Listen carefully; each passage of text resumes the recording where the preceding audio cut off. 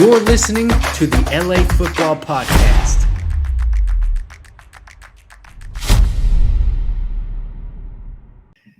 What's up, Los Angeles? We are here in Vegas. Morning after. Tough USC loss, 47-24. Going to talk about the game. Jamal, what's up? How we doing? Little therapy session for you guys. Little therapy session, Rye. I got my notebook here ready, taking notes as we diagnose what's really going on inside of how we're feeling after a very difficult game last night that dramatically altered the projections of USC season moving forward.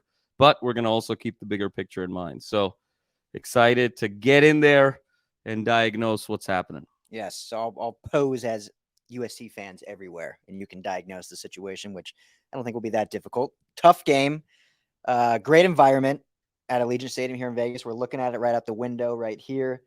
We had a blast, at least for 3 quarters or so, until the tide really started turning there in the fourth. But I mean, what's your biggest takeaway from this game, or kind of how it went down? Ryan, for me, it's 2 issues really jump to the forefront. The first is obviously the Caleb Williams injury, and his health over the course of this game dramatically changed after that brilliant scramble, that long 40-plus yard scramble down the left sideline. He came up gimpy. USC was able to close that drive with the nice 4th and 2 bootleg to Raleek Brown. But even when Caleb got hit there, you could see there was something significantly wrong. And you just saw over the course of the game that hamstring was really acting up. And that went from a 17-3 USC lead to a 44-7 Utah finish. And then the second and probably bigger issue was 24 missed tackles by that defense. Yep. And it was that defense, even with a hamstring and a half for the 2022 Heisman Trophy winner, that was still good enough to win this game. But the 24 missed tackles and the constant sort of blown assignments on critical 3rd and 4th down situations is what ultimately did this team in a 47-24 defeat. I think what was so frustrating watching defensively, Jamal, was, and you mentioned it there at the end, was they had many situations where it was 3rd and long, 4th down, backed them up a little bit, and they just gave up the big play, the critical back-breaking plays on whether it was a run to a tight end, whatever it was like when they could get off the field, potentially give their offense the ball back. And the offense obviously had a bad stretch there throughout the game. I think it was like 4 straight 3-and-outs or whatnot as Caleb was kind of battling through that injury. But man, when you have those situations where you could really put the team on your back, which this defense needed to do in this situation, help your quarterback out, they were just unable to do so time and time again. And obviously in the 4th quarter, they couldn't stop anything. Yeah, Ryan, I think the point that really emphasized that particular concept that you're laying out there was in the 3rd quarter, game tied at 17, and it was a 3rd and 19 for Utah. Both teams were sort of getting stops, feeling each other out after Utah had tied the game. You saw there was that emotional video that Utah had with their 2 fallen teammates. That very first play on that drive, Cam Rising gets tripped up by Gentry. We go to 2nd and 19. The 3rd play in that sequence is Blackmon had the interception down the sideline, kind of inexplicably goes up for it with one hand when he could have gone with 2, drops it. We're at 3rd and 19. Rising finds Parks for about a 14-yard inside slant. 3 USC guys around him. You make that tackle. You're 4th and 5. You still sort of restabilize and get ready for a 4th down situation. All 3 guys whiffed. He spins around and sort of reverses field a little bit, goes down the sideline, outruns everybody 24-17, and Utah never gave up the lead after that and really seized control of the game. I thought that 4-play sequence was the critical sequence of this entire game. And once again, the defense had it, and yet again, it was that middle zone with that middle of the field with the linebackers. They just look constantly confused, constantly outside of their gaps, and then not being able to finish with the tackling ultimately did this team in. Yeah, absolutely. It was just unfortunate. Let's talk about Caleb Williams a little bit. I mean, obviously, what a warrior. 300-plus, 350-plus yards passing on basically one leg. For anyone that didn't hear, pretty much confirmed in the press conference from Lincoln Riley that on that long play, he popped his hamstring, whatever you want to infer from that. So was real gimpy, took away his ability to run, took away a lot of his escapability in the pocket, which has been so magical this whole year, has been able to evade pressure and escape and extend plays with his legs. And that was pretty much non-existent after those first couple drives in the first quarter. And yet still was able to overcome a little bit, keep this team in the game. They had that stretch where they weren't able to move the ball at all, but then kind of bounce back. He actually did evade pressure on that one beautiful fourth down, finding Jordan Addison down the lane, or Mario Williams, I believe, actually. Yeah, talk about just Caleb Williams, who in my opinion is the unquestioned Heisman Trophy winner. Oh, no doubt about it, Ryan. And if anything, in my opinion, it only enhanced his candidacy in terms of being able to win the Heisman. I think you brought up a great point. After that injury, Ryan, when it was 17-3, there were a couple of moments there where SC really had an opportunity to put the knockout punch. At 14-3, second and goal from the 2, couldn't punch that one in, and ultimately had to settle for a field goal. Then 4 consecutive 3-and-outs. We've never gone a stretch like that in this USC football season 2022 for this offense to go 4 straight 3-and-outs. You could tell he was so compromised physically. Utah sensed blood in the water, as Kyle Whittingham said, brought more pressure, kept him contained. The RPOs were not effective because you knew he was going to give up the ball, and it just totally took the dimensionality out of this offense. And then down 27-17, going into the fourth quarter, you knew he had to come up with something. And just the way he was able to evade pressure on that first drive of the fourth quarter, extend plays, ultimately find Mario Williams on that kind of 7-yard hitch to make it 27-24 was just so gutsy. And then you mentioned it, the drive after when it was 34-24, because Utah came right back, 20-yard run, and then a 60-yard bootleg to the tight end. Again, a missed tackle by Calen Bullock to push it back to 34-24. SC facing 4th and 4. Caleb rolls to the right, finds Jordan Addison, who was totally being held by Clark Phillips there, was able to evade that. Addison sort of down that right sideline to get to first down at the 20-yard line. We lost Nealon to injury on that play, probably a season ender. And then ultimately the drive stalled with that Williams interception. But he was just such a warrior, refused to come out of the game, Ryan. Even the final minute of the game, he took back-to-back sacks. You and I were up there and said, we got to get him out of there. Just refused to get out of the game.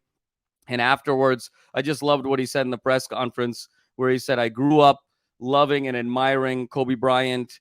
And Kobe always said that the game is bigger than how you're feeling. And that's what I was just telling myself, to try and will myself to finish that game. What a heroic performance. What a warrior. And even in defeat, you could tell Utah was still afraid of a 50%, 40% Caleb Williams in terms of the threat that he was. But ultimately, without Voorhees, without Nealon in the fourth quarter, with an injured Caleb Williams and a compromised Caleb Williams, and just a defense who couldn't tackle air, just too much to overcome. But again, to me, no question in my mind, Caleb's the 2022 Heisman Trophy winner. Yeah, absolutely. We're actually watching right now this TCU K-State, Max Duggan, clearly a valuable candidate, but to me, it's not close. It's Caleb Williams because of what he means. And, Max Duggan means a lot, obviously, to his team too, but what Caleb means to this team last night was just a perfect indicator. When he wasn't fully healthy, Caleb Williams, you could see this offense was completely different. I mean, they took away that, like you said, the running ability, the elusiveness, the creativity in the offense that Lincoln Riley was able to do. I mean, Austin Jones could do nothing on the ground. He looked superb against Notre Dame, looked great against UCLA, and credit Utah and their defense for being very gap sound and doing the things they need to do to stop. But when you know what's coming, it makes it a lot easier. When you know the quarterback isn't a threat in that regard, that kind of takes a lot of the wind out of your offense. So the fact they were still able to hang tough until about halfway through the fourth quarter speaks volumes on his performance. So, let's look bigger picture here. 11-2 now in the season. Obviously a letdown last night. But let's be real. I mean, we can't see this as a failed season by any means, right? I mean, this is absolutely still a successful season. It just feels like a bad taste the way it ended, losing both games to Utah and one being in the title game and now being out of the college football playoff. But overall, got to be a success, right? No question about it, Ryan. And I think I alluded to that with Lincoln Riley in the post-game press conference, where he inherited a team that was 4-8 last year. And if you told the Trojan family that in 2022, this team would go from 4-8 to 11-2, play in the Pac-12 title game, and have an opportunity to go to the college football playoff for the first time since the CFP inception 9 years ago and have an opportunity in December to play for that chance, we would have said this was a resounding success. And so we have to kind of think of that big picture. I think in all likelihood now USC will get a Cotton Bowl bid against the winner of Tulane and Central Florida, most likely Tulane. So I think there's an opportunity there to close the season on a very strong note, get to 12-2, win a Cotton Bowl, and then really build going into next year. And I think a couple things, Ryan, I want to bring up, just how special Caleb is. You said this up in the box last night, where if you look at the composition of, say, in Ohio State, and you take C.J. Stroud off of Ohio State, they're still an 8-9 win team. You look at the composition of Alabama, you take Bryce Young off of Alabama, they're still an 8-9 win team. But last night was even more evidence that if you take Caleb Williams out of this team, even if he's not 100%, this team goes from an 11-12 win team with CFP aspirations to a team that's a 5-win team right now, given the deficiencies on especially the defensive side of the ball and in the trenches. And I thought, Ryan, we have to kind of give credit where credit is due. I thought Utah's game plan was very sound. You talked about just the gap integrity, the discipline. I really thought they made a very conscious effort to say, we are going to swarm around Austin Jones, keep him contained, and we are going to keep Jordan Addison contained in this game. And outside of that 4th and 4 catch, they really did a successful job there. Now, where Utah struggled early in the game was in really focusing on those two individuals. They had some coverage busts on the other guys, right? Tahj Washington had that big 50-plus yard catch on the first drive. Kyle Ford had that big 30-plus yard catch off of that stack formation. And then Mario Williams early in the game, also there was a coverage bust for 35-plus yards. Outside of those three busts, they were able to sort of tighten things up as the game went along and knew they didn't need to take as many chances defensively given the state of Caleb Williams' health. And that game plan of really focusing on Addison and Jones and living with the results of everybody else really paid dividends. Hard to believe, Ryan, I'll say it again. The game ended on a 44-7 run for Utah. SC basically scores 7 points in the final 40-plus minutes of this game. So really staggering, where the defensive shortcomings really ultimately showed force here over the course of this game, and the offense just ended up getting demoralized. Yeah. So kind of last thing, we'll wrap this little recap up, but what do you think? Obviously, we'll talk about the bowl game coming up here in the next few weeks and what actually happens there. But just for the future of this program, when you look at this defense, because the offense is set, Caleb Williams is back next year. I mean, that's the silver lining in all of this is we get another year of Caleb Williams. Obviously, the receiving core will look a little different, but there'll be a lot of the same faces as well. We'll probably get some more running back recruits. We'll retool the offensive line a little bit. So I think the offense is set for obviously next year and even the future just because of Lincoln Riley and his offensive prowess. Defense clearly needs a lot of work. I know the history of Lincoln Riley at Oklahoma. They were never like great defenses, but they were definitely much more adequate than this season, you know, with the likes of some of the players that they had on those defensive rosters and what they're able to do, at least keeping games in check and not having 24 missed tackles. So do you think it's an overhaul situation in terms of defensive coaching? We talked obviously last night off air about the friendship between Lincoln and Alex Grinch, and that's probably not likely, but maybe we'll see someone else on the staff kind of get the axe to just kind of hold something accountable, you know, throw some sort of shift. So I'll say again, do you think it's a complete overhaul, or is it kind of like, hey, we'll see them add a couple talented players here and there and run it back kind of what we saw this year? Ryan, I'll answer it in what I think will happen, not necessarily what probably should happen. Yeah. I think the relationship between Lincoln Riley and Alex Grinch is very strong, and Lincoln Riley has really taken great pride in being a very loyal individual.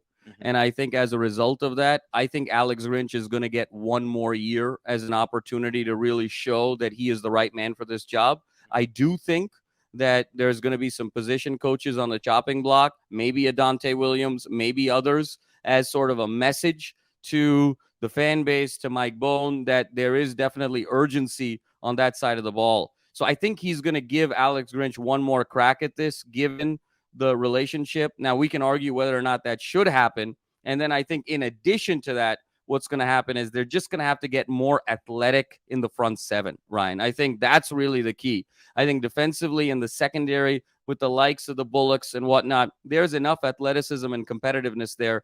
But what you saw this year was linebackers only being able to do one thing, defensive linemen only being able to do one thing, whether that was pass rush, run stopping, what have you. And when you're going up against these more dynamic offenses in the Pac-12, you need to have variation. You need to have variety in terms of your playmakers. And so I think they're going to hit the transfer portal very hard in going after multi-dimensional guys in the front seven, and then say, with that type of player in the Grinch system, let's see what happens. And then if it doesn't work out, then I think Grinch has to go at the end of the 23 season, because let's not forget, in all likelihood, Tuli Tuipulotu is going to go to the NFL. So you're talking about your best player defensively, and arguably the Pac-12's Defensive Player of the Year is also not going to be on this roster next year. So you really need to tool up. You need more Corey Foreman type of bodies, Ryan, with the productivity that comes with that athleticism. Guys that can put their hand in the ground, pass rush, guys that can be straight up pass rushers, run blockers, and then linebackers that can commit to stopping the run, be able to guard tight ends one-on-one, be able to pick up backs out of the backfield on wheel routes, and be able to sag back in more Tampa 2 concepts. You just need to have guys that are a little bit more Swiss Army knives on defense and go away from more of this specialist model. Yeah, no, I totally agree. And I think you mentioned it, the linebacking position is going to be the big one to look at, what they recruit and also what they bring in. Because as much as I love Ralen Goforth, as much as I love Shane Lee, they really just didn't fit in this system. And, you know, you can blame coaching because obviously you should switch the system up to your players. I get that. But if they want to run what they want to run, they need to get players that can do that. And athleticism at linebacker is going to be key. Obviously, adding some new depth pieces. Depth is huge too, because when we saw injuries, we saw the deficiencies happen. And luckily in the secondary, you'll have Calen Bullock back, and, you know, a highly recruited guy by the name of Damoni Jackson is going to be playing next year, most likely on Saturdays, which will be a huge lift to that secondary as well. So I think you nailed it. The front seven is going to be, especially the linebacking position, a key one. So unless you have something else to add, tough loss, but a beautiful night in Vegas. It was a blast at Allegiant. It was a great turnout. I mean, it was loud in there. It was great by both fan bases. Sold out, first sold out neutral site Pac-12 game, they said, ever, which is very impressive. And that shows, I think, you know, I'm going to sound biased, but that shows the power of USC. When USC football, the brand of USC is back, when you have the first ever sellout at a Pac-12 neutral site game, and they happen to be playing it. So not the result we wanted, Jamal, but it was a special season. Still not over. We have a New Year's 6 game coming, which, again, if you talk to people in August and said, hey, this is an 11-2 team playing in a New Year's 6 bowl game, I think anyone would have taken that throughout the year. So obviously we wanted more the way the season was going, but based on the schedule, based on it only being year one, based on kind of the maturity of some of these players and this and that, and this coaching staff, this was a tremendous year one. And now it's going to be kind of CFP or bust moving forward. So Jamal? No doubt, Ryan. I just want to echo your sentiments. And what a great regular season it's been covering this team for the LA Football Network, and going with this sort of wonderful community of fellow colleagues that we have within our network and the larger media. And it was just so great to see the pageantry, the colors, the voices, the fans of USC football being back. Ryan, I felt like this was the biggest game USC has had in the last 5 years since that Rose Bowl against Penn State. There was that one game in the Collie against Texas in the Darnold year, which was loud and proud, and we really felt that way again. And so this is the first of many. I think that we're going to look back on USC football history as this night being that fuel to the fire for that 2023 season, and really catapulting the Lincoln Riley era of USC football to that next level. And so much in the way great championship teams are born from heartbreak the year before, you can look at that across the board in any sport. I really think the competitors that Lincoln Riley are and Caleb Williams are, and when you looked at how they really indulged and internalized that loss, I'm really excited about the fuel this is going to bring to the fire for this team next year. And absolutely, I think next year is a CFP or bust year, and that's where USC football should be. Yep. And last thing I'll say, and I know it's a different era with the transfer portal, but Pete Carroll's first season, 6-6, and then the next year they go on, I believe, to the Rose Bowl. 11-2 first season. Absolutely. Pretty special in year one. And now let's keep stacking. Who knows? Maybe we'll make a trip to Dallas. We'll see. We'll see what's in the cards come this holiday season. But maybe we'll be out in Dallas and whatnot. So, well, that's going to do it for this little recap. We'll obviously be back during the week talking more USC football. Make sure to check out the LA Football Network. For Ryan Dyrud, that's Jamal Madney. Peace out from Vegas.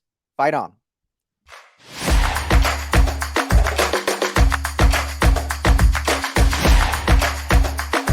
You're listening to the LA Football Podcast.